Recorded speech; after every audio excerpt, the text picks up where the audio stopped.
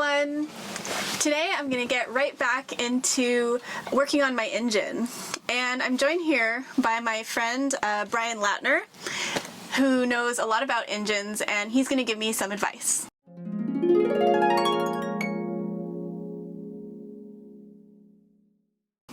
Yeah, so my name is Brian, and full disclosure, I am not a naval architect nor mechanical engineer. I just grew up working in an automotive shop when I was a kid, and I've spent a lot of time restoring old classic cars and swapping the engine on my boat. And you actually installed your new Beta. You got a Beta 38. I did. Awesome. Yeah. So we both have Kubota based engines, and you installed that yourself from scratch, right?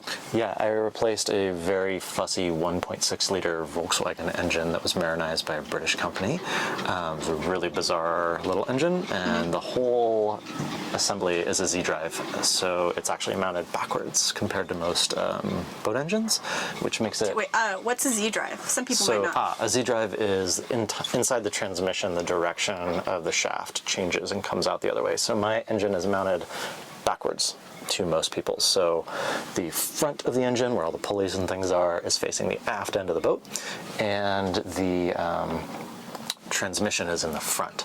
So it makes it a bit more compact, but the downside is it makes it way harder to get to everything.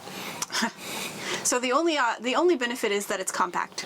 Yeah, and you can kind of move the mass of the engine wherever you want it in the boat. So some architects like being able to move it forward or aft. Okay, I see. Yeah, it does end up with like a steeper drive shaft angle, which makes my prop walk even worse.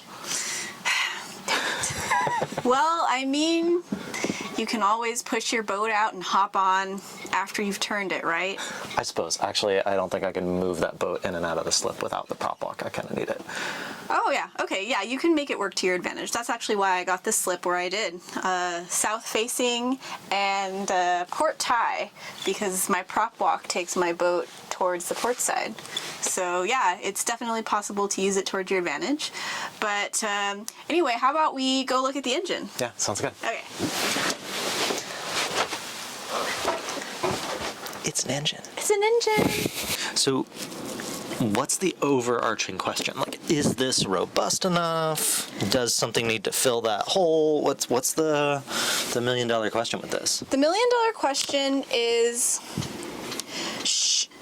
how am I going to address the fact that the fiberglass is brittle and it might present a problem with the engine bed cracking under the vibration of the engine, and how, like, I guess conventional wisdom says that it's not good, that you should have some kind of core material in the engine bed to buffer that vibration, like a foam or a wood. Yeah, I think that, you know, traditionally, most of the reason you see foam in these beds, whether it's here or like if you see it in like a strengthening stringer within the hull itself, is mostly just to create the form, right? So then the glass is laid over it, and all the strength is in the glass, not the foam. But the brittleness is in the glass too, right? Yeah, but with polyester resin, like, it is inherently brittle itself. Epoxy is the same, right? Like, just resin by itself, you can easily crack it by tapping it with a hammer. Mm-hmm. But the glass provides a ton of strength, and I think you might consider something being more vulnerable to cracking if it's really thin. But when I stick my finger in here, we can get a caliper and measure that. I have a set of calipers you could use to measure the thickness of this that are kind of bow calipers. They're about like this instead of like a traditional micrometer that you do this. So you could measure it with a bow caliper, and that might just give you a bit of peace of mind. And I'm sure you can pull up resources on it feels like matte on the inside, but knowing Hallberg Rossi, they definitely built it with roving as well, so you could probably pull up some data on, you know, shear strength of fiberglass composites built with roving. That feels like matte on the backside, but I bet they just did that to kind of the first layer on the mold, and I'm almost certain they would have put roving in there. because right now, like I said, as someone who enjoys overbuilding things, I think it's sufficiently overbuilt as is. Okay. And I wouldn't stress about it too much. Because I don't think the problem you would ever run into is in the strength of the bearer. Do you know what what engine was originally in the boat? I think it was a Volvo something or other. Okay, Swedes do love Volvos. And Yanmars are kind of notorious. This is a Yanmar. Is not a Yanmar. It's Universal. Oh, it's a Universal, so it's a baby. They're both silver. Yeah, tricky. So Yeah. it's actually a Kubota then. Got it. Yeah, and there are Kubota parts in there instead of Westerbeek. Excellent. Yeah, so I think some rebuilding happened or some building happened. The previous owner was apparently a mechanic of some sort, even though he didn't install the engine well at all. It's like Proof positive, anybody can use the moniker mechanic. yeah. I'm a YouTube certified mechanic. Yeah. So, yeah, I think that, the bearers themselves are probably plenty strong. I mean, this is a relatively small 3-cylinder engine. 3 cylinders tend to be inherently unbalanced engines. You do have big, nice, soft engine mounts here, which will dampen the vibration somewhat, but, yeah, 3 cylinders are inherently a little, They're an odd number. They're an odd number. Yeah, and without a harmonic dampener, you're always going to get some kind of good vibrations in it. Yeah. But, to the idea of like putting foam in something, like foam dissipates vibration by creating, heat. In essence. Acoustical foam does the same stuff when you put it in like sound booths and enclosures. Mass-loaded vinyl, a lot of those things do basically the same thing. You want to reach into that cardboard box right there. I guess that's not too convenient. Reach into the mystery cardboard box? Yeah, reach into that cardboard box. What could go wrong? See what you can get out. Oh, God. Rice. Oh yeah, under the rice. Rope. Above the rope and under the rice. Foam? Yeah. Yeah. So the door and window foam is the foam. It's foam. Brian originally had an idea when we were at Fisheries Supply. He thought I might, without having seen the engine bed yet. Yes, without having seen it. So foam is not going to create any kind of structural strength whatsoever. It's mostly used to create a form that the strength is built over. If you were to put this in here, I kind of don't know what good it would do. What about, because what was your original, you don't remember the conversation. Not at all. You were like, you might try, I was talking about the brittleness, and you were like, and I was like, there should be a core, and you're like, you might try low expansion rate foam so it doesn't expand so fast so that it doesn't crack Right, the because engine that bed. would be a bigger problem. So you got that part. I got that part. So now that I've looked at it, I will tell you why I would worry about putting that in there. Okay. And the first one is if you're going to try and absorb some sort of vibration, the vibrations are going to... Foam is better at kind of suppressing noise. Yeah. But part of the way it does that is by adhering to things, and I can see like little drops of oil and all sorts of stuff through that hole into the engine bed. So Yeah. I don't know how good of an adhesion you would get without torturing yourself with like Q-tips on an extension pole with acetone. No way. I used 60 Q-tips on 2 set screws. No. I have also done terrible things with Q-tips and epoxy and cleaning out tiny holes when I'm fixing like a cord spot in the deck or something that I'm filling with epoxy and drilling through. When I had the engine mounts off, Yeah. and that hole was like an inch diameter hole I drilled on top of the engine bed. On top of the engine bed, going down this way. between the screws on the aft mounts. Yep. I drilled like an inch hole. And you drilled it down from the top. Yeah, because Yeah. if I had drilled it on the side, something was in the way. For some reason, I don't remember. I couldn't do it. Okay. But it was a small enough hole that it didn't seem like it would get in the way of much or compromise enough. What did you find internally?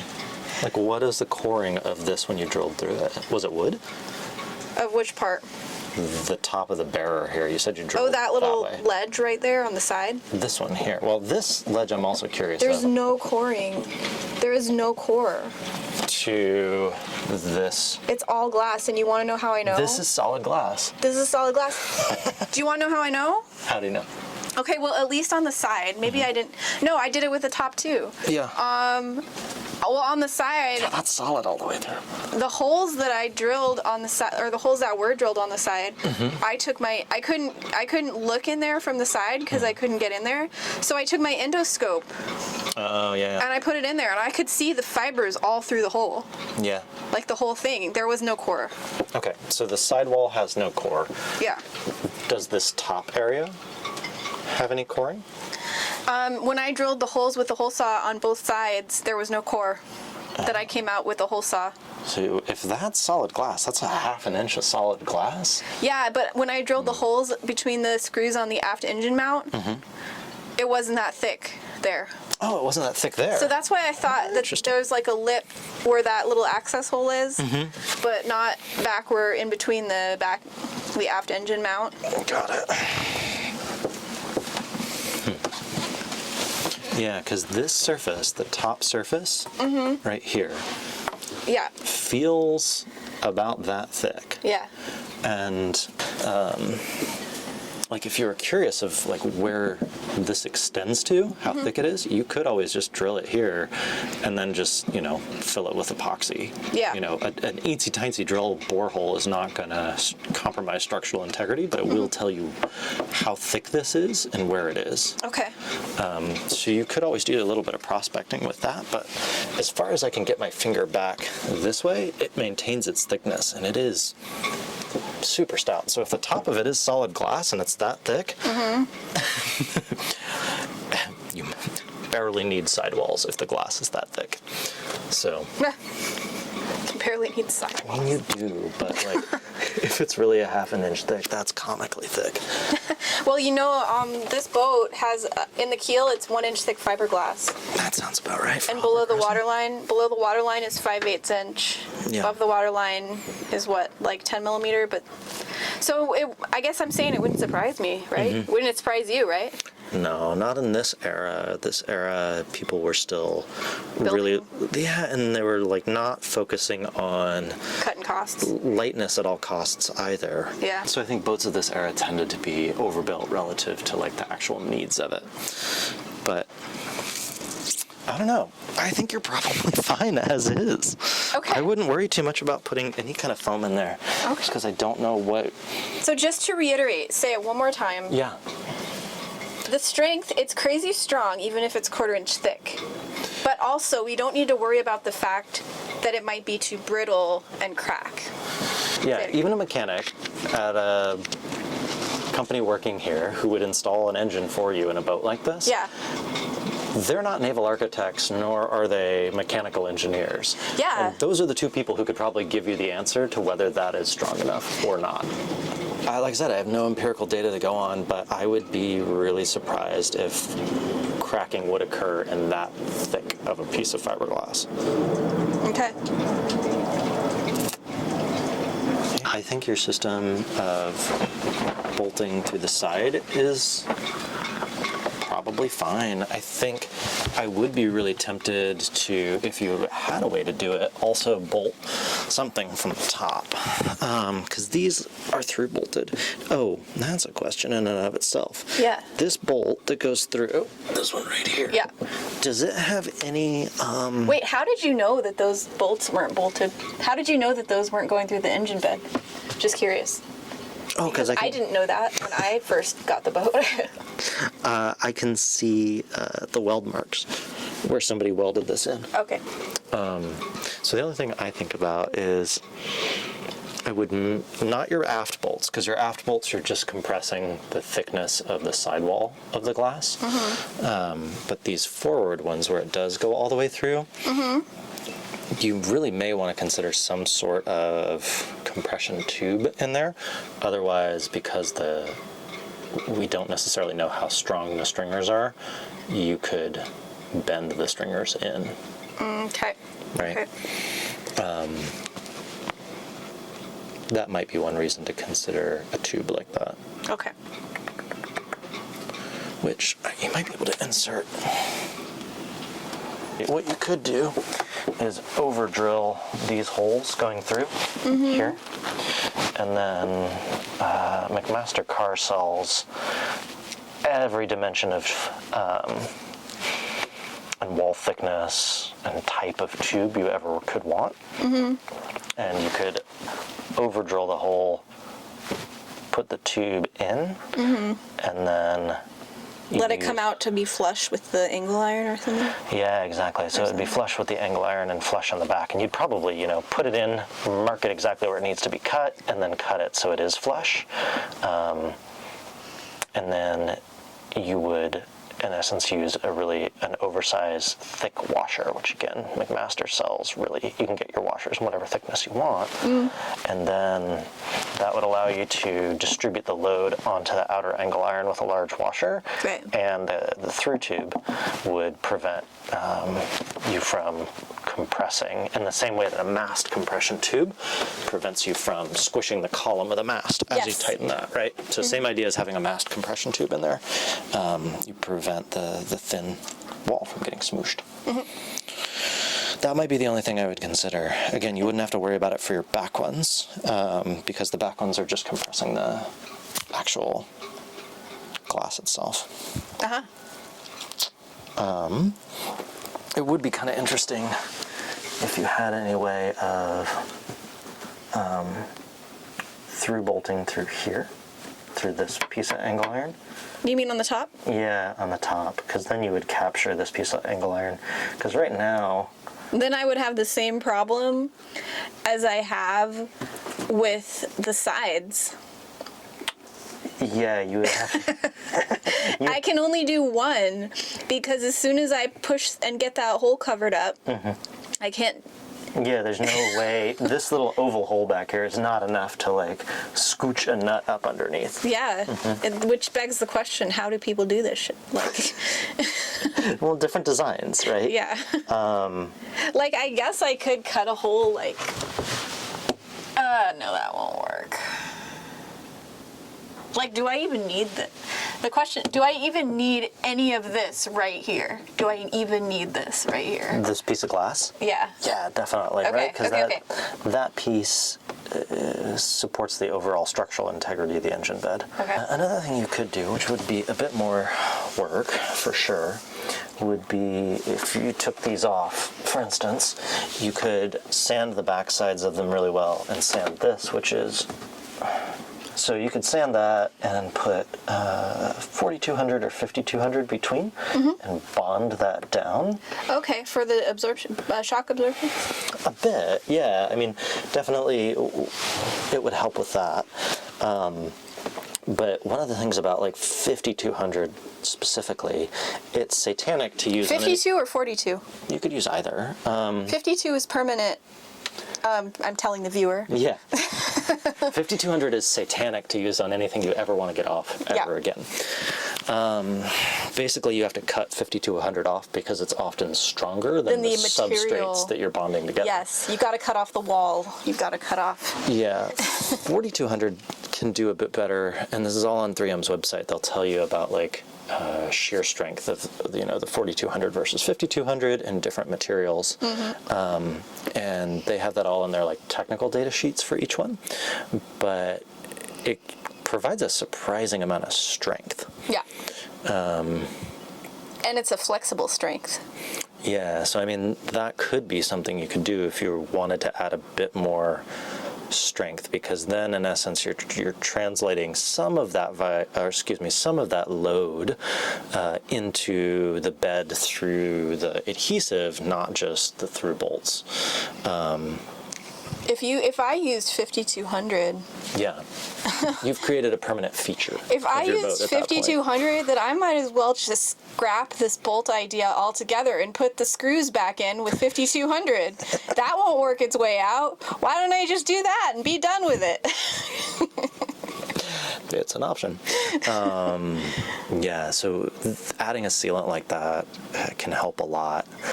I would be tempted to put Nylox and a bit of Loctite glue on these outer bolts. Oh, they're so... Ooh. What? What? Well, they're so short you'll never get a nylock on there. Oh. You would need, I could put longer ones. You would need longer bolts. Okay. Yeah, you would need longer bolts. Because you're not even getting full thread engagement on that nut. That's not good. Here, I can catch my finger on that inside thread. Let me see. So you're losing some of that compressive strength of the bolt. I see. Or the nut. So yeah, if you get them a half an inch longer, you can put nylocks on there. Okay. And that'd be plenty. Cool. I think. And then... Wait, I have one more question for you. Okay. While you're here. Yeah, I'd be tempted to just try it and run it and see if you have a problem, right? Oh, yeah. Except there's no fluids in the engine. Well, yeah, don't do that. I won't be running this engine until January, till Meredith is here. Okay. Because I took apart the cylinder head and everything, and things aren't put completely back together yet. Okay. So that's why this nut on the valve cover's loose? Yep. Yeah. Yep. That's why the air intake manifold might have the wrong gasket on it. Got it. Because I got the Kubota gasket set for the tractor. So the original gasket was a black rubbery one. That's a papery one. So I put it on there, but I've always meant to check if that matters. Shouldn't. It's an air intake manifold, so it's just air, right? I mean, Yeah. It's just air. What's going to come out of it? Air. You know? Yeah, and it's a fiber gasket. That's totally fine. I wouldn't worry about that at all. Cool. I have another question. All right, what do you got? Okay, so the shaft coupling. Yeah. The transmission, or the one that's on the side of the shaft. The shaft side. Shaft side. This guy. Yeah, I don't know right if here. you're going to remember this conversation we had at Fisheries. Probably not, but tell me about it. So, yeah. It was about the high temperature thread sealant that I put on. So those set screws in the coupling, those are the ones I used 60 Q-tips on. These ones right here. Yeah, because they kept working their way out, and they worked their way out at the worst possible time when I was docking the boat, when I was transporting my boat here after I bought it. Excellent. And Good timing. threw it in reverse. Yep. And it was throwing it in reverse that did it. So at the same time, I lost control of the gear shift and the steering because it obstructed my rudder. That's great. So the conversation we had. Yeah. Okay, what I ended up doing was I took high temperature thread sealant, and once I had those set screws squeaky clean, I put it on there. Those set screws are like double set screws. Yeah, so you've got one and then a secondary one on top of it. Yep. And then those are at a 45-degree or 90-degree angle. There's another one of those. Okay. So there's 4 total set screws. And I put the thread sealant on all over it. Is it still freaking wet? Uh-huh. Okay. Sure That's is. what we were talking about. Okay. And you were like, it's an anaerobic sealant, so only the outer layer is going to be wet, and right underneath it, it's all going to be cured. Do you remember that? I do, but when you were talking about that, I thought you meant like the blue or red or sometimes green Loctite glues. Yeah. Which are anaerobic. So as soon as they get into low, no oxygen environment, they harden, which is why when you take the caps off of them, sometimes the threads are kind of locked together, but then it's gooey on the inside. Right. So what is this? That is the Permatex 400-degree high-temperature thread sealant. Interesting. Okay. And I put it all over the inside, too, on the woodruff key and the top of the taper. Yeah. Now I notice this key is... All in there. This key is sticking out. It is, isn't it? Yeah. Yeah. Which it needs to be all the way in. But it's too long, that's why. Oh. Does it... It goes all the way in. It's just too long.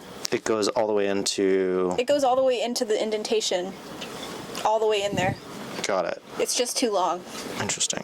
If nothing else, the reason that I might want to have it shorter is just that it's extra mass that's off center. So if you think about it, like what cutting a centimeter of this off would do, I don't know, but I think anytime you can get rid of any mass that's off center, you're going to have a smoother drivetrain.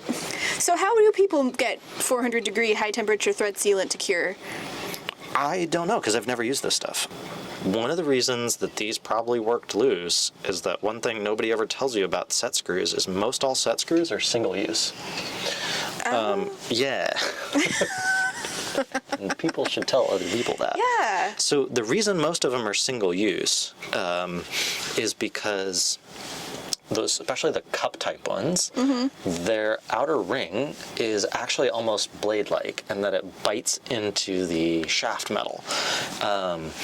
And it compresses, but as you do that, it deforms it. So when you remove it, that second one can't be used as well again because it doesn't have the same bite. Yeah. Some of the point style ones might last a little longer.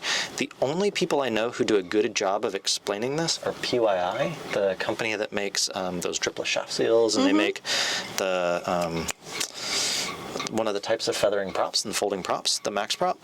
They say really explicitly when you put some of their shaft seals on, never ever reuse set screws. Okay. And I was like, that's interesting. So I did more research on it, and yeah, it turns out that's a thing other people know.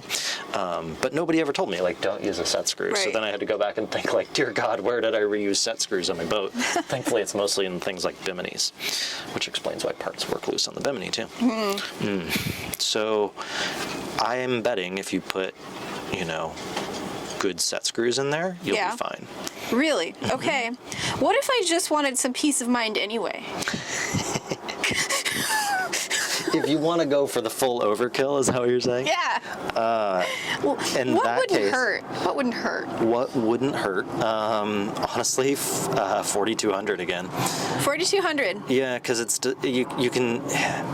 It's an acrylic. Is it acrylic? I think it's acrylic. I forget. Okay. Someone will know that. Isn't it polyurethane? It might be polyurethane. It's basically like caulk.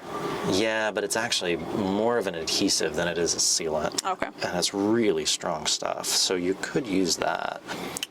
Because what you would really want to bond is the backside of the metal of these white ones, not the paint, right? Because if you just scuff it and then 4,200 these down, Yeah. what you're bonding to is the paint, not the metal underneath. Does that make sense? If you scuff the, because the angle iron, if you scuff the paint. Yeah, and then 4,200 it down. Yeah. What you're actually gluing the 4,200 to is the paint. And you don't want that. No, because you could have it really strongly adhered to the paint, but who cares? Yeah, if the paint paint's comes not- off. Yeah, Yeah, the paint's not right? strongly adhered to the metal.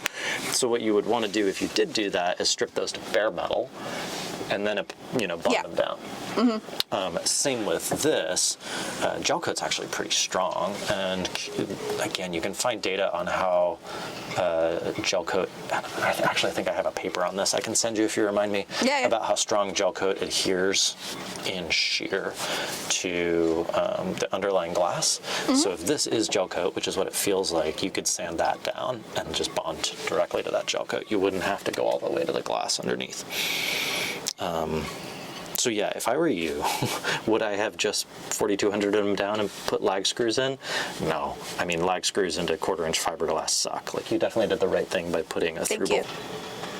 The set screws should be plenty if you have brand new sharp set screws. Okay. There really should be plenty. I mean, my only hesitation about putting any kind of sealant like this in is that it's going to interfere with you getting the coupling face all the way down on the shaft, and it needs to fit straight in order for it to fit true. Does that make sense? Yeah. Yeah. Right, so by introducing, in essence, what's a hydraulic fluid, this stuff in there. You know what I thought? I get what you're saying. Yeah. You know what I thought I could do? On the back of the coupling, where the very back of it, where it touches this, I was thinking I could put a bead of 5,200 all around there, so that if ever I want to remove it, I can just kind of cut through that bead, and it's not as big of a deal as if it's all into everything. Yeah. What do you think about that? It's an option. So as for like solutions, if you were to clean it all up, take all the stuff off, and then I would get new set screws. Stoneleigh has them. Okay. You can get the cup style set screws from them and get, brand new set screws. Yeah. And then those should give you some really good bite into the shaft itself. And then if you wanted like some peace of mind, you could honestly just tack weld these two together. Wait, say that again? You could just tack weld them. Like if you really wanted a peace of mind, you could just put a little tack weld right there. Tack weld. Yeah. Tack weld. A tack weld is a little quick, just 1 second or so touch of a weld. So you're using, like a MIG gun or TIG and a stick, whatever you might be using. Do you have any of those things? Not here, no. Shit. Yeah. I'll find it. You can find a friend who welds. Yeah.